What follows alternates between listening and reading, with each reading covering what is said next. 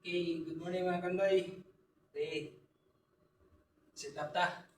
Ito tayo mga kandoy kay mami ka sit up kagahapon kay dugay ginuman ang DSWD kapalong diri ata kay nanapoy Bisayan Village diri mga kandoy. 50 heads ang ato ang function karong buntaga. Adlaw karon sa Friday, pitsa 31 sa July. Muna tong motive mga kandoy, oh. Kita ninyo. Pink na pink. Wala kan mga kondoy mo na itong update na ready na itong copy na mga kondoy ha.